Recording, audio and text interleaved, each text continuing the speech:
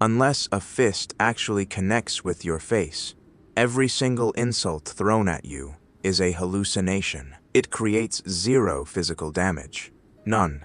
The only reason you bleed is because you choose to pick up the knife they threw and stab yourself with it. Picture this. It's Thanksgiving dinner. The room is warm. Glasses are clinking. Everyone is eating. You finally work up the courage to talk about that new business you're building.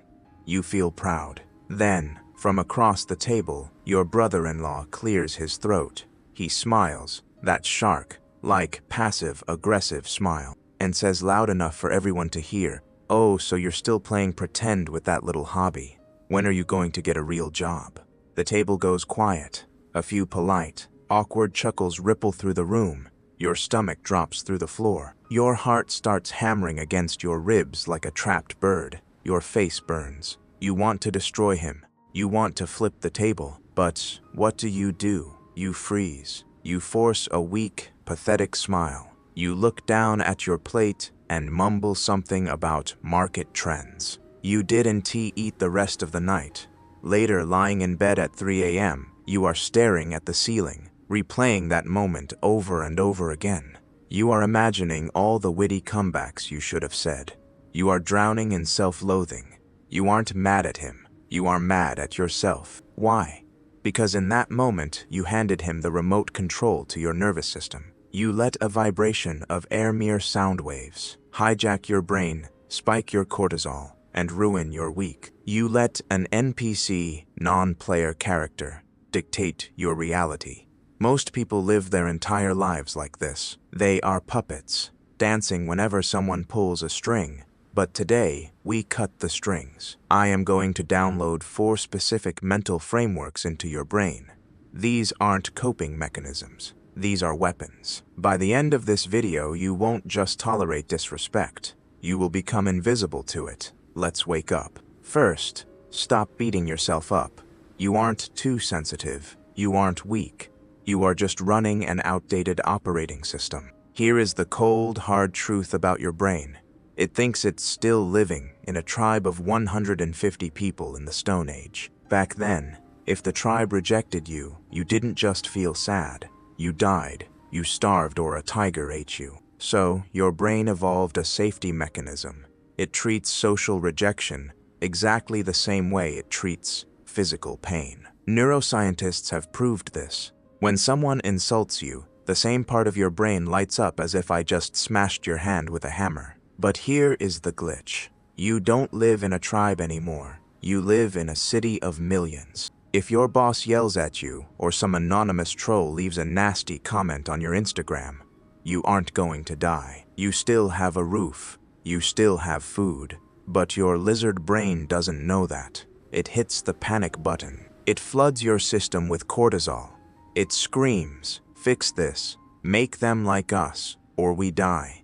This brings us to the crab bucket. Have you ever seen a bucket of crabs? If one crab tries to climb out, the other crabs don't cheer for him. They grab his legs and pull him back down. This is your life. When you start that gym routine, or launch that side hustle, or simply start respecting yourself, you are the crab climbing out. The people around you, your jealous friends, your mediocre coworkers, they feel your elevation. It makes them look bad. It highlights their own laziness. So they throw verbal daggers at you. You've changed. You think you're better than us. That idea will never work.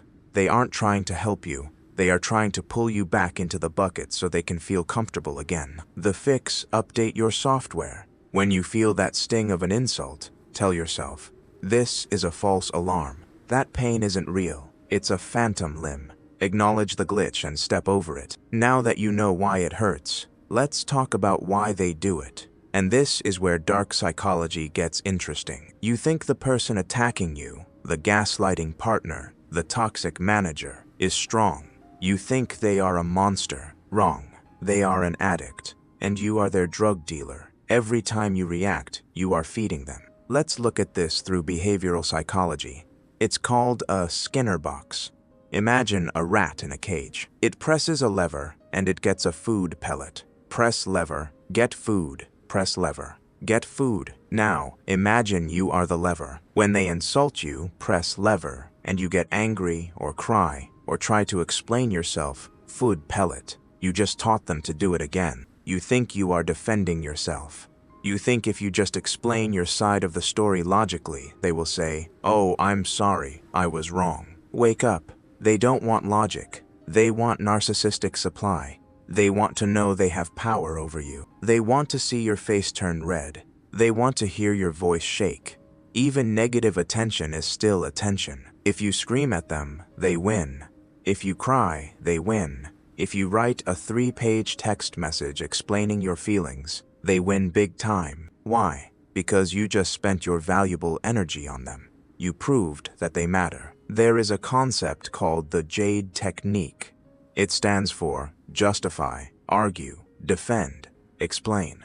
Never do these things. When you JADE, you are handing them the knife to stab you with. You are showing them your soft spots. If someone says, "You're selfish," the amateur says, "No, I'm not. I did everything for you. Remember last Christmas when Congratulations, you just lost the frame. You are now dancing for them." The master says, "Nothing," or maybe a simple, "Okay." You must treat them like a broken slot machine. When they pull the lever, nothing comes out. No anger, no sadness, no validation. When the rat presses the lever and gets no food, eventually the rat stops pressing the lever. Starve them. So how do you starve them? Do you run away? Do you ignore them? No, ignoring them looks like fear. Running away looks like defeat. You don't run, you stand your ground, but you become the gray rock. This is a tactical move from dark psychology used to deal with psychopaths. The goal is to become the most boring object in the room, a gray rock. When they try to provoke you, you don't give them drama. You give them data. You give them silence. Imagine a coworker tries to humiliate you in a meeting. They say, "Your presentation was a total disaster. Did you even prepare?" Your instinct is to fight back, to yell.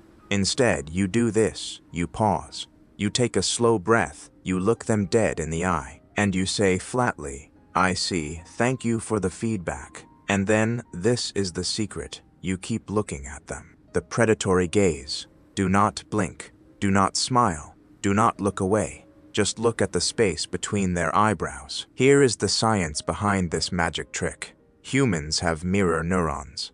When we look at someone, our brains try to mirror their emotions to understand them. The attacker is expecting to see fear or anger in your eyes. When they look at you and see nothing, just a blank, cold void, their brain crashes. It creates a system error. They start projecting their own insecurity onto you.